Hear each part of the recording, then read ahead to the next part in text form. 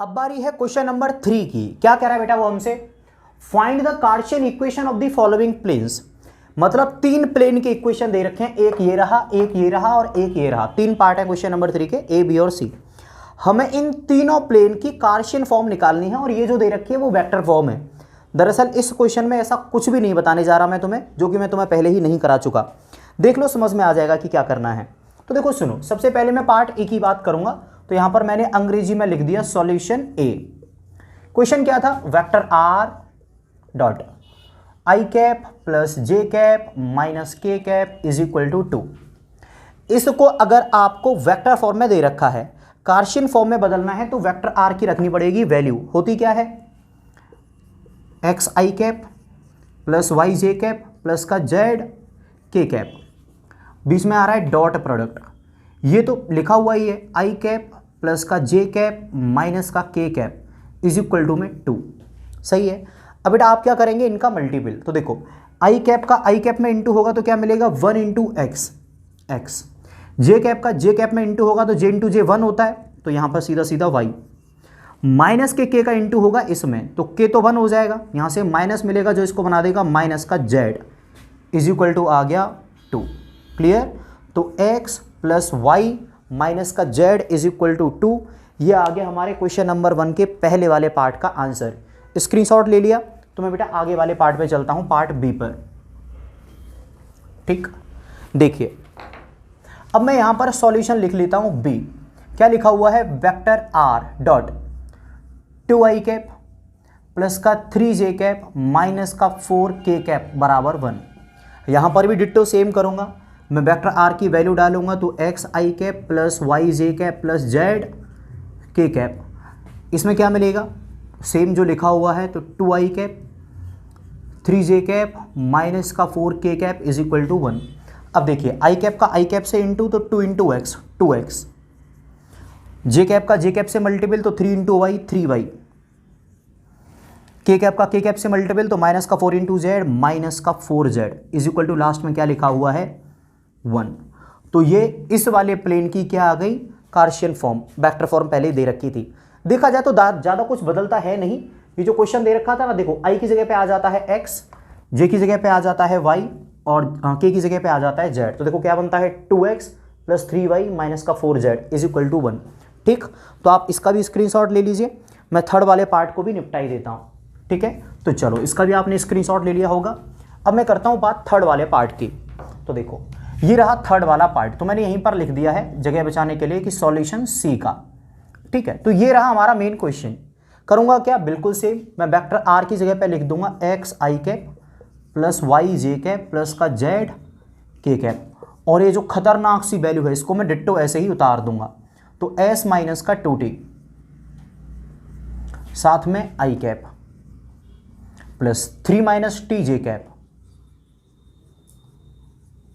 साथ में 2s plus का t, और यहां पर कितना मिलने वाला है k कैप बराबर में है 15।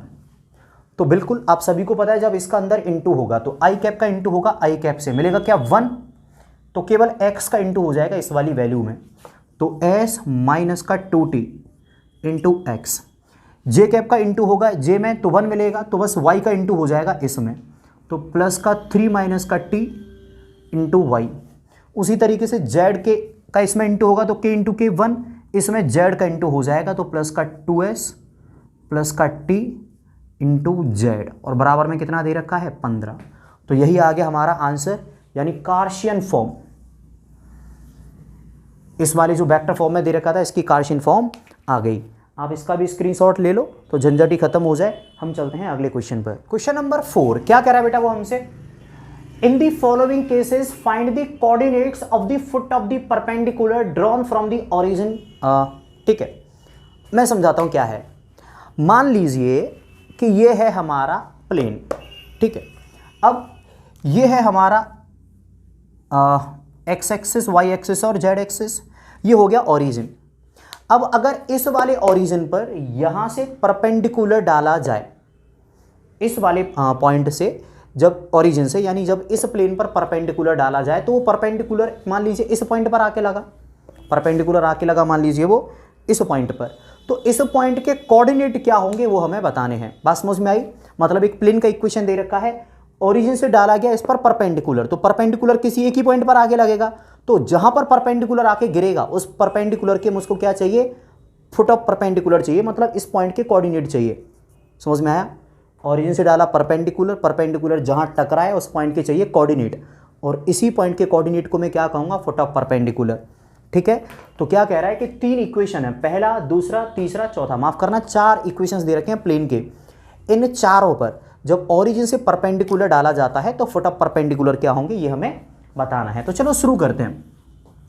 दरअसल इस वाले क्वेश्चन का 99% पार्ट बिल्कुल रिजेंबल होता है क्वेश्चन नंबर 1 से, मतलब ये वाले क्वेश्चन 99% मिलते हैं क्वेश्चन नंबर 1 से, और बाकी का बचा हुआ 1% पार्ट वो हम अलग से बता देंगे। तो चलो सबसे पहले तो क्वेश्चन नंबर 1 की तरह से इसको करते हैं। तो देखो सॉल्यूशन ए, 4 पार्ट है, एक एक करके करेंगे।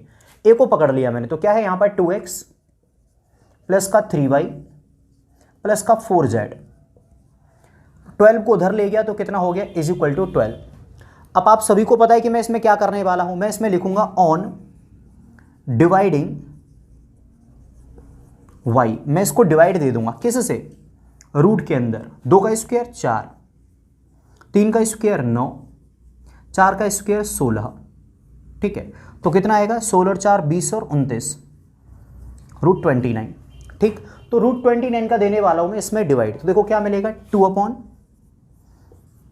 रूट 29, ठीक है, x plus 3 upon root 29 y plus 4 upon root 29 z बराबर 12 बटा रूट 29। अब आप सभी को पता है क्वेश्चन नंबर 1 में हमने क्या करा था, हम यहां पर लिखते थे on comparing with L X plus M Y plus N Z is equal to D, हम इसकी कंपैरिजन कर देते थे L X plus M Y plus N Z is equal to D. इस बार मैं नहीं कर रहा हूं, मतलब वो वाली लाइन नहीं लिख रहा, आप लिख लीजिएगा। तो देखो कंपैरिजन करने पर इसकी क्या मिलेगा, एल बराबर 2 अपॉन रूट 29, एम बराबर आ गया 3 अपॉन रूट 29, और एन बराबर 4 अपॉन रूट 29, और डी बराबर 12 अपॉन रूट 29। तो देखो एल, एम, एन और डी चारों वैल्यू हमें मिल गई। अब एक बड़ा सिंपल सा फॉर्मूला रहता है, उसको जरा देख लो, और वो क्या है, foot of perpendicular. Foot of perpendicular, इसका फॉर्मूला क्या रहता है, L into D, M into D, N into D. अगर आपने एल का इंटू कर दिया डी में, एम का इंटू कर दिया डी में, और एन का इंटू कर दिया डी में, इनको कॉमा लगा के लिख दो, यही होते हैं दरअसल फुट ऑफ परपेंडिकुलर। तो चलो देखते हैं फुट ऑफ परपेंडिकुलर क्या आएंगे यहाँ पे। तो देखो बराबर एल इंटू डी, तो देखो ये रहा एल और ये रहा डी, दोनों का मल्टीपल करो तो 12 गुना 2, 2 गुना 12 24, और अपॉन में क्या आएगा, रूट 29 और रूट 29।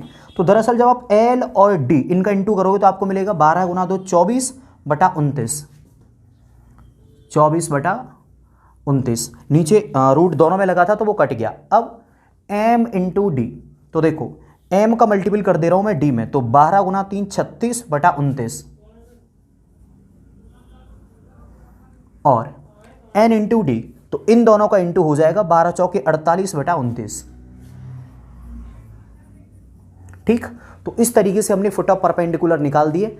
बात समझ में आ गई होगी, आप इसका स्क्रीनशॉट ले लो, मैं इसको मिटा के सेकंड वाला पार्ट करा देता हूं इसी क्वेश्चन का। ठीक है, अब देखो पार्ट 1 तो हमारा हो गया, अब किसकी बारी है, पार्ट 2 की, तो उसको भी लिख लेते हैं। तो देखो बी, तो सॉल्यूशन बी क्या है, 3y प्लस का 4z माइनस का 6 था, उधर ले गया तो ये हो गया इज इक्वल टू प्लस का 6। आप देखेंगे इसमें से x वाली टर्म गायब है, तो मैंने यहां पर लिख लिया 0x प्लस। क्लियर? अब बिल्कुल मैं इसमें किसका डिवाइड दूंगा, आप जानते ही हैं, तो मैंने यहां पर लिखा ऑन डिवाइडिंग y, रूट के अंदर। देखो 0 का स्क्वायर 0, 3 का स्क्वायर 9, 4 का स्क्वायर 16, दोनों को आप जोड़ोगे तो 25 आएगा, और यहां से मिलेगा 5, तो 5 का डिवाइड दे देना बेटा इसमें, तो 0 बटा 5 0x, 3/5 y, 4/5 z बराबर 6/5। क्लियर। जब आप इसकी कंपैरिजन करोगे LX plus MY plus NZ is equal to D, तो आपको मिलेगा क्या? आपको मिलेगा L बराबर 0, M बराबर 3/5, N बराबर 4/5 और D बराबर 6/5। क्लियर। बिल्कुल आप सही पहचाने हैं। फुट ऑफ परपेंडिकुलर क्या होता है?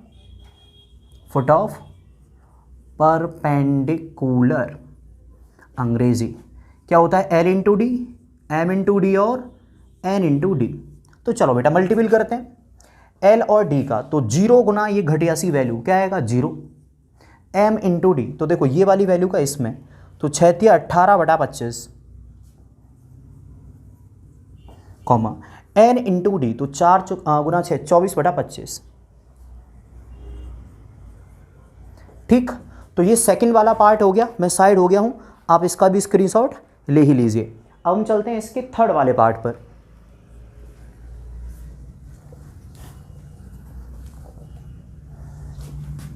फॉर्मूला नहीं मिटा रहा। अब देखो बेटा थर्ड वाले पार्ट में क्या दे रखा है?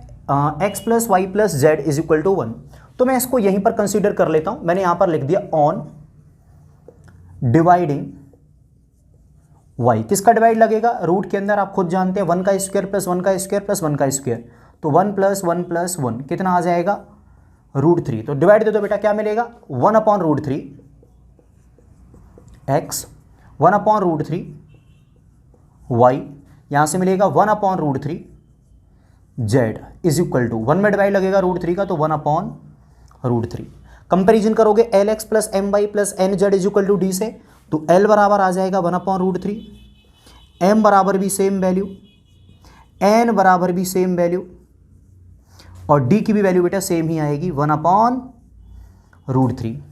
फुट ऑफ परपेंडिकुलर पूछे हैं, फॉर्मूला ये लिखा हुआ foot of perpendicular L into D, M into D और N इंटू डी। तो देखो L का मल्टीपल D में, तो इन दोनों का मल्टीपल कितना मिलेगा? 1 इंटू 1/3।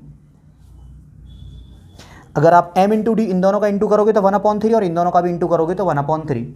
तो 1/3, 1/3 और 1/3। काफ़ी आसान है, समझ में अभी आ रहे होंगे ऐसा मैं मान लेता हूँ।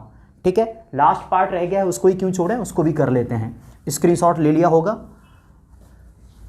अरे यार ये और मिटा दिया, पाप हुआ है हमसे। चलो सॉल्यूशन डी क्या है? 5y plus 8 is equal to 0। आप सभी जानते हैं कि मैं क्या करूंगा, 8 को उधर लेके जाऊंगा, तो 5y इज इक्वल टू 8, वो भी माइनस का।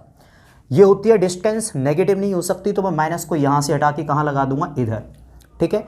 अब इसको लिखने का एक और तरीका हो सकता है, और वो क्या है? 0x plus minus 5y plus 0z is equal to 8 on dividing y। Divide किससे देंगे? रूट के अंदर 0 का स्क्वायर 0, माइनस के 5 का स्क्वायर 25, z का कोफिशिएंट 0 का स्क्वायर 0, तो यहाँ से बाहर आएगा 5, तो 5 का डिवाइड दे दो। 0/5 0x, 5/5 1, तो केवल y, 0/5 0z बराबर 8/5। जब आप इस पूरे में 5 का डिवाइड देंगे तो आपको ये मिलेगा बेटा। कंपैरिजन करने पर LX plus MY plus NZ is equal to D, तो मिलेगा क्या? L बराबर 0, M बराबर -1, N बराबर 0 और D बराबर 8/5। ठीक है, फॉर्मूला वही पुराना घिसा पेटा, फुट ऑफ परपेंडिकुलर्स।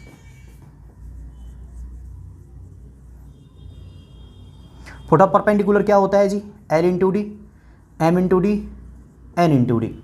तो देखो बेटा L इंटू डी मतलब 0 इंटू ये घटिया सी वैल्यू कितना आ जाएगा? 0। M इंटू डी मतलब -1 इंटू ये वाली कूड़ा वैल्यू कितना मिलेगा? -8/5। N इंटू डी यानी 0 इंटू ये घटिया सी वैल्यू, ये आ गया 0।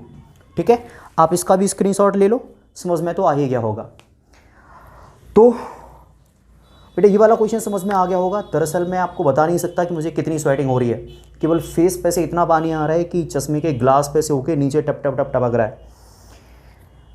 अगर इतनी मेहनत के बाद भी तुम अगर इन वीडियोस को शेयर नहीं कर रहे हो तो कूड़ा हो तुम। ठीक, आगे बढ़ते हैं। क्वेश्चन नंबर 5 क्या कह रहा है बेटा वो हमसे, find the vector and the Cartesian equation of the plane. मतलब एक प्लेन है, उसकी हमें वेक्टर इक्वेशन भी निकालना है और कार्टेशियन इक्वेशन भी निकालना है, मतलब इक्वेशन की दोनों फॉर्म निकालनी है। ठीक है, अब उस प्लेन की तारीफ में वो आगे कह रहा है, दरअसल 5वें क्वेश्चन के 2 पार्ट हैं, तो मैंने पहले केवल एक पार्ट लिखा है, पहले वाला पार्ट।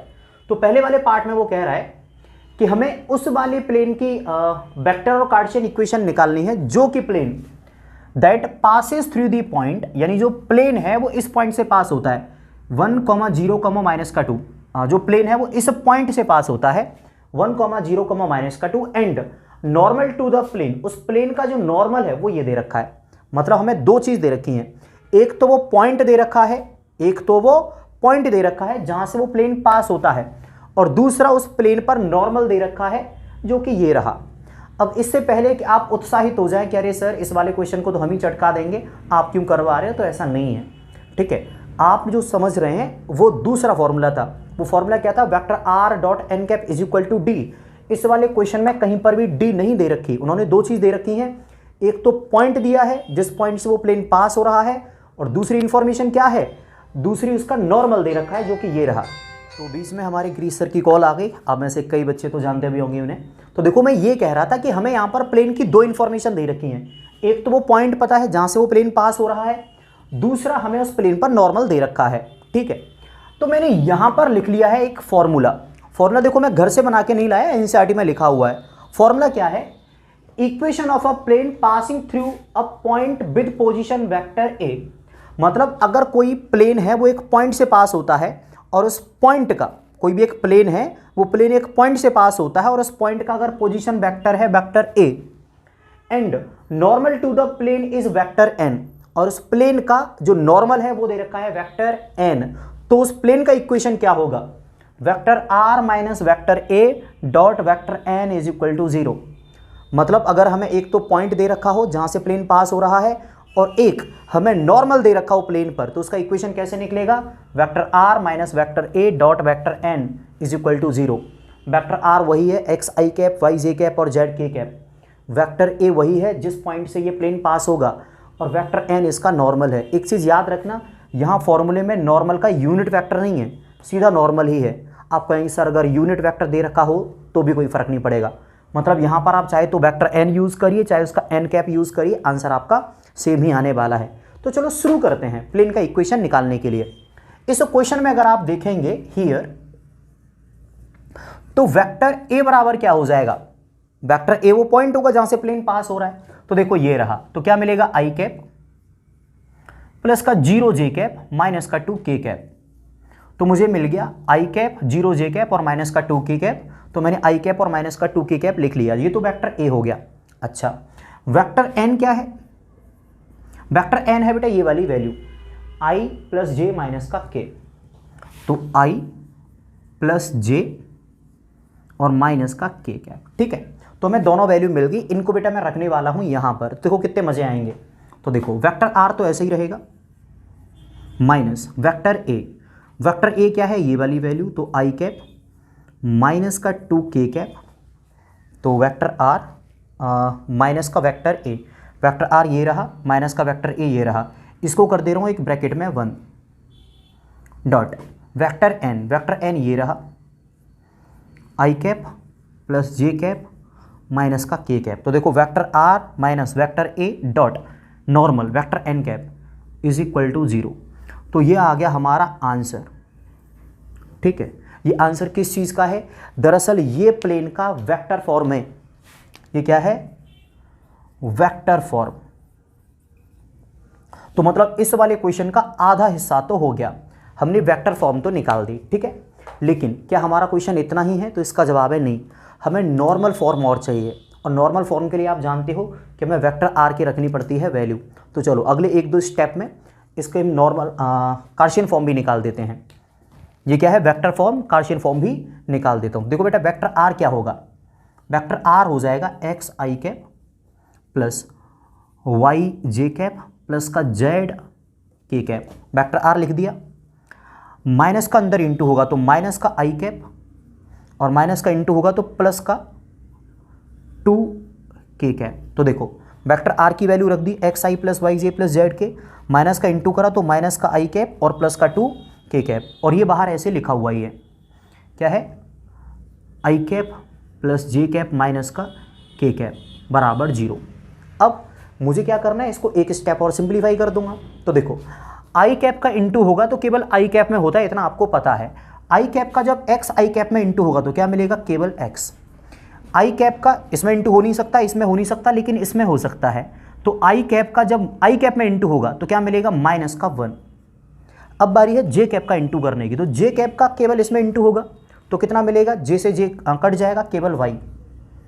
जे कैप का और कहाँ इंटू हो सकता है, जे वाली टर्म में, तो जे वाली टर्म इधर कहीं है नहीं, तो इतना ही खत्म।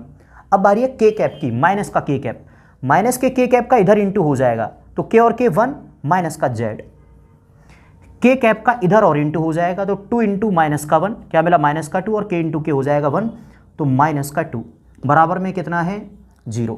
अब लास्ट स्टेप x प्लस का y माइनस का z, माइनस का 1 और माइनस का 2 कितना हुआ, माइनस का 3, उधर चले गए तो प्लस का 3।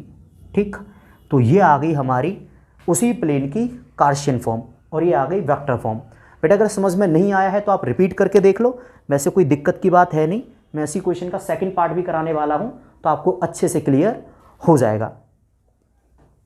चलो बेटा, अगर आपने इसका स्क्रीनशॉट ले लिया है तो मैं इसको मिटा देता हूं। क्वेश्चन नंबर 5 का सेकंड पार्ट भी देख लेते हैं। दरअसल अभी करीब इससे जो पहले वाला पार्ट है वो मैंने करीब 2 घंटे पहले रिकॉर्ड करा था। अभी बीच में गिरीश सर आ गए थे और हमने काफ़ी लंबी बातचीत करी।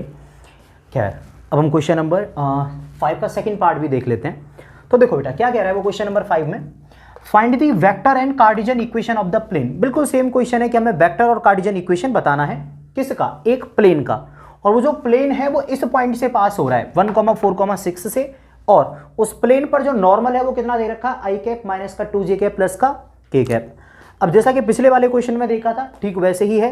हमारा फॉर्मूला क्या कहता है, वेक्टर आर माइनस का वेक्टर ए कैप, माफ करना, vector are minus vector a dot vector n is equal to o. अब वेक्टर ए क्या है, दरअसल वेक्टर ए हम पोजीशन वेक्टर को कहते हैं उस पॉइंट के जो जिससे कि वो प्लेन पास हो रहा है। तो देखो ये प्लेन पास हो रहा है 1,4,6 से, तो इसके पोजीशन वेक्टर क्या हुए, आई कैप प्लस का 4 जे कैप प्लस का 6 के कैप, तो ये मिल गया हमें वेक्टर ए। अब वेक्टर एन क्या होगा, वेक्टर एन होता है दरअसल नॉर्मल वेक्टर। नॉर्मल किस पर, उस प्लेन पर परपेंडिकुलर को हम नॉर्मल कहते हैं। तो वो ये रहा आई कैप माइनस का 2 जे कैप प्लस का के कैप। तो हमें नॉर्मल दे रखा है और पॉइंट ए दे रखा है। ठीक है, बताना क्या है, प्लेन का इक्वेशन। बहुत सिंपल है, फॉर्मूले में वैल्यू डाल दो। तो देखो इक्वेशन ऑफ प्लेन, ठीक है, इन वेक्टर फॉर्म। तो वेक्टर फॉर्म में प्लेन का इक्वेशन क्या हो जाएगा, vector are minus vector A. तो vector are minus vector A, vector A ये रहा, तो आई कैप प्लस का 4 जे कैप प्लस का 6 के कैप।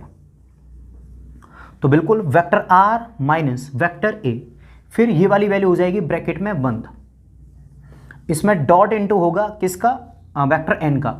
तो डॉट, ये रहा वेक्टर एन, आई कैप माइनस का 2 जे कैप प्लस का के कैप, ब्रैकेट क्लोज बराबर 0। तो ये आ गया हमारा आंसर, यानी ये दरअसल वेक्टर फॉर्म है प्लेन की इक्वेशन की। ठीक है, तो एक आंसर तो हमारा यही आ गया, लेकिन इसका सेकंड पार्ट और करना है हमें, और वो क्या है, हमें इसकी नॉर्मल फॉर्म, माफ करना मैं हर बार नॉर्मल फॉर्म बोल देता हूँ, मुझे इसी प्लेन की कार्शियन फॉर्म और बतानी है। तो देखो सुनो, कार्शियन फॉर्म, कार्शियन फॉर्म के लिए करना क्या होगा, वेक्टर आर की वैल्यू रखनी पड़ेगी। तो क्या होता है ये, x i cap plus Y j cap plus Z k cap, minus, minus का इसमें इंटू होगा तो माइनस का आई कैप माइनस का 4 जे कैप माइनस का 6 के कैप। ठीक, तो वेक्टर आर माइनस का वेक्टर ए यहां पर मिल गया, इसकी ये वैल्यू रख दी और माइनस का इसमें इंटू कर दिया, डॉट, ये पहले से ही लिखा हुआ ही है, आई कैप माइनस का 2 जे कैप प्लस का के कैप। तो vector are minus vector a dot vector n is equal to 0। अब बेटा इन दोनों का इंटू हो जाएगा, तो देखो i का इंटू होगा i वाली टर्म में, तो i into X I into I 1 हो जाएगा, क्या बचेगा x। i वाली टर्म इसमें और कहाँ है, ये रही, तो i कैप का इसमें भी इंटू होगा, यहाँ से मिलेगा माइनस का 1। तो i कैप का i कैप वाली टर्म्स में मैंने इंटू कर दिया। अब बारी है j कैप की, तो माइनस के 2j का मल्टीपल होगा इस पूरे में, तो j का मल्टीपल j वाली टर्म में होगा, तो j का इंटू जब इसमें होगा j तो खत्म, तो माइनस का 2 इंटू वाई माइनस का 2y। और j वाली टर्म कहाँ है, ये रही, तो इन दोनों का भी इंटू हो जाए क्योंकि दोनों ही j वाली टर्म है, तो -2 इंटू माइनस का 4 प्लस का 8 और j इंटू j 1 हो जाएगा। अब बारी है k की, तो k का इंटू होगा इस k वाली टर्म में, तो k इंटू k 1 प्लस का z आ जाएगा। और कौन है k वाली टर्म, ये रही, तो k इंटू k 1 माइनस का 6 बराबर में क्या है 0। अब देखो x माइनस का 2y प्लस का z। अब देखो माइनस का 1 और माइनस का 6 कितना हो गया, माइनस का 7, माइनस 7 जब 8 में जोड़ोगे तो क्या मिलेगा, प्लस का 1, और वो 1 चला गया 0 की तरफ, तो क्या मिला इज इक्वल टू माइनस का 1। ठीक, तो ये आ गया हमारी कौन सी, कार्शियन फॉर्म, जो भी हमसे प्लेन पूछा है उसकी। आंसर शीट में देख के एक बार आंसर चेक कर लेता हूँ ताकि कोई गड़बड़ घोटाला इसमें ना रह जाए। आप इसका तब तक के लिए क्या करो, स्क्रीनशॉट ले लीजिए। तो बिल्कुल x minus 2y plus z is equal to 0। तो ये बेटा हमारा आंसर आ गया। तो इसी क्वेश्चन के साथ ये था एंड हमारी आज की इस वीडियो का। मिलते हैं आपसे जल्द ही अगली क्लास में, तब तक के लिए सभी खुश रहिए, अपना ख्याल रखिए, and at last God bless you all.